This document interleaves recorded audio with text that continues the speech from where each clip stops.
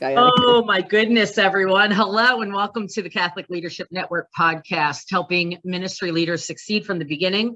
We're here to talk about all the stuff no one told you about ministry leadership. Like Lent is super duper busy. Ugh. Crazy. A big ugh to that. Life. And, my first parish job, there was a lot of disillusionment that happened. I thought that, we were going to pray together and care about each other, and it was going to be a family, and my faith was going to grow deep and rich, and I was there was just this beautiful imagery of everything being kumbaya, and that didn't happen, and I thought that I was the problem, because I thought that working for a church was just going to be beautiful. And it's not always beautiful. There are beautiful times, don't get me wrong, but I noticed that, in my more recent ministries, that young adults are taking more of an ownership in their ministries, leading it as volunteers or super part-time paid, and not understanding some of the inner workings of parish life. So this was a start of how do we support people who are given the task of leading a ministry on a volunteer or super part-time basis, and how to help them get around some of that stuff that we don't really talk about. There is a lot of politicking in parishes, and I think we go in thinking that there shouldn't be, and whether there shouldn't or shouldn't be isn't really the issue. There is. And so we have to really look at how we interact with the other people within our parishes in order to move our ministry and the mission of our ministry forward. So two lessons that I have definitely learned the hard way is, first, not to sound overly negative, but the church is only human. It is only by the grace of God that the church is able to do the many, many good things that it is able to do in the world. But, I worked at the diocese for 10 years. I lived through two major restructurings and one major layoff situation, and those weren't always handled in the most pastoral or Christian ways. I've definitely seen a lot of heartache and a lot of struggles working with the leadership in the church, working with clergy, and it's a good reminder every time I have those moments of that.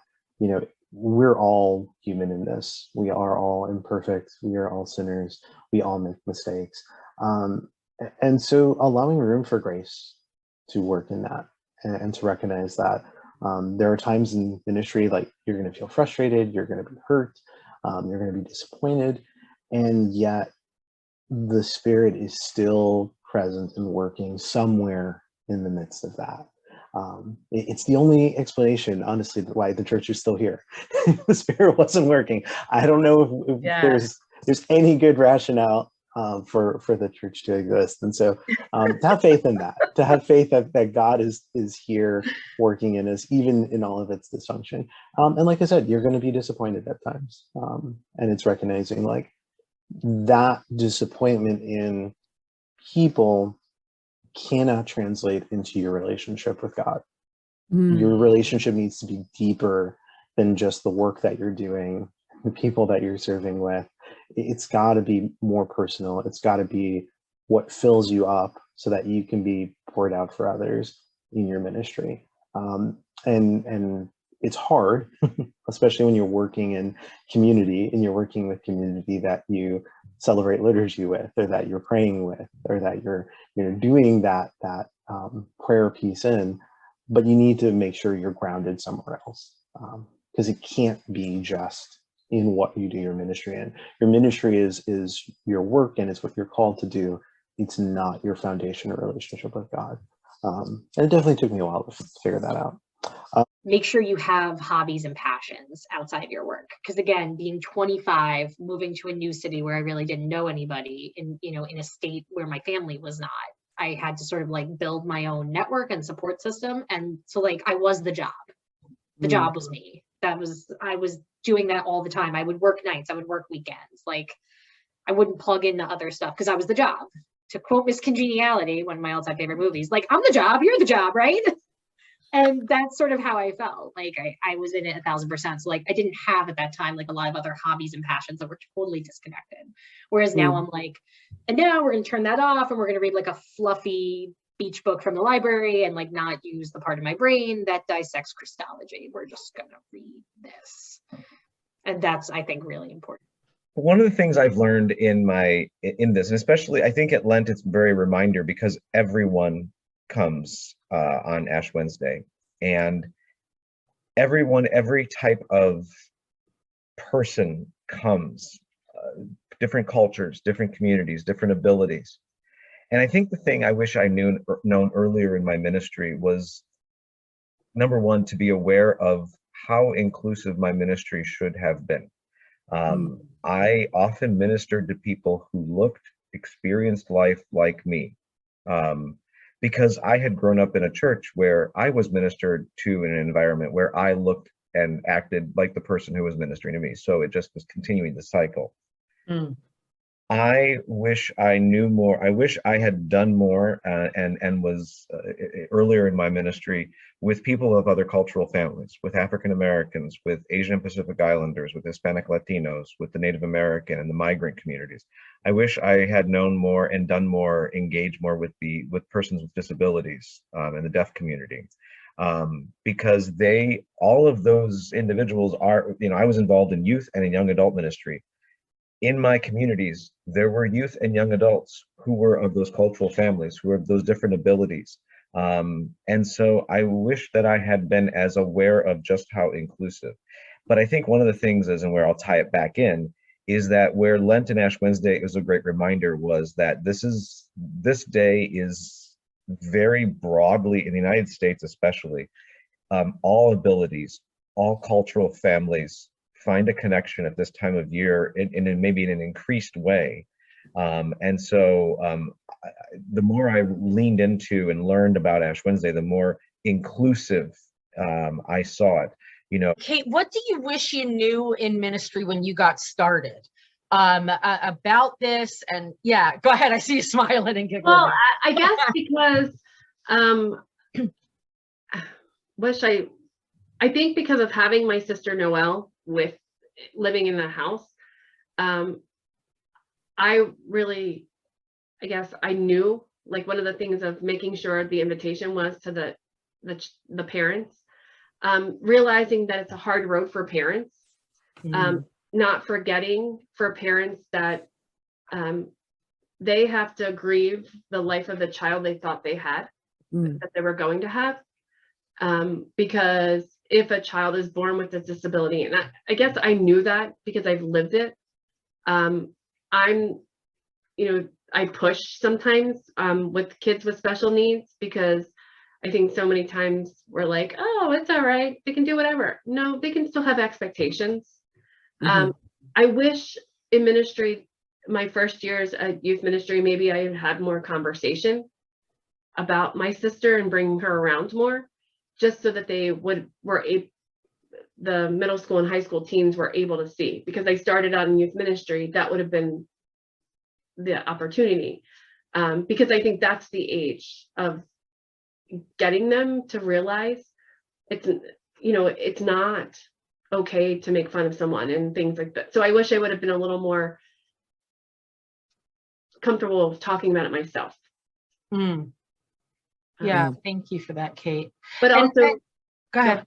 But just that piece of for my parents, my mom always says, allowing them to grieve, like just being there for the couples who have found out their child has Down syndrome, or a couple who's gotten different prognosis of a child, or when they find out their child has dyslexia, just reaching out to them and saying, you know what, if faith formation doesn't work the traditional way, we can work on it. And being pastoral, being that it's not just the number or the program that you've set, that it needs to be a little individualized for that child. Wonderful point. Something that, how do we, I think it's really important to check in with your volunteers at least once a year and give them a chance to rediscern. Because, too often it becomes we get somebody and it's like, now don't go anywhere. I need you for the next 70 years to do this ministry, right? And maybe they're only called, I encourage my volunteers to think about it as a yearly commitment. And that doesn't mean you can't renew for multiple years, but it just means the end of each year, take a pause and say, are you supposed to recommit for the next year? And also it's a good time for you to maybe look at them and say, maybe you're called to do something different. And, you know, a point that you brought up, Sarah, I think sometimes ministers within the church, we get a little territorial with our volunteers. It's like, Keith is mine, you know, I'm not going to share him, you know, but like, you know, I think again, we need to be better to the body of Christ to say, you know, I've had that situation before where a couple of people in youth ministry, like they love the catechesis, but they weren't always excited about like the shaving cream and the mud pits and stuff like that. So in talking with them, it's like exactly what you said. Maybe you're better suited to do RCIA. Like you're really passionate about reaching people who maybe are not the best formed, but you don't want to dive into a mud pit to do it. So Paul, one of the things that came up for me in the book is there's a section when you're talking about Ash Wednesday about, you know, if you want to do something where you're out on the corner or just letting people come in and get the ashes, to avoid it being transactional and to make it more of an encounter. But thoughts on what does that actually, like, what would that look like in practice? Thanks. No, I think that means more than just come in, get your ash, and then go. But to, first of all, be patient with each person. So people will be, maybe who are back in the line might be a little annoyed that it's taking a little longer than they expected, but take your time with the ash. Maybe even as they walk up, even say, what's your name? And, you know, so for instance, you know, if you said Christy, I say, you know, and you would say, you know, Christy, you know, turn away from sin and be faithful to the gospel. Christy, you know, remember you are dust, and to dust you shall return. But to use that name beforehand, I think number one, it personalizes it. It makes it more than just a, like an assembly line. And so there's that, but also even providing some sort of invitation in there and just say, you know, after you're done, maybe putting your hand on their hand or whatever, and just saying, without getting them messy with the ash, you know, inviting them either to pray in whatever church or location you're at, or if you have something to give them, maybe some sort of gift, a cross or something. So to make it more than just a in and out, but to actually spend just a few extra seconds with each person, I think it makes it more than that. And of course, looking them right in the eye, smiling, I think goes a very long way than making it just a transactional experience. Nice, thanks. I wish you'd have known when you started out in ministry How helpful spiritual direction actually is, because that's the thing I didn't come to until later. But and I just want to throw in one last thing, since all of these things that we said, we're going to give you guys links and whatnot below. So don't fret. Oh, absolutely. We will do that, and we'll send them out on social media as well. Thank you so much, everyone, for being here. We are talking about stuff people might not be talking about ministry. We are so happy that you are joining us. You are all rock stars in your ministry. Keep moving forward, keep breathing, and keep moving forward. Thanks, everybody, and have a great day. Bye, peace.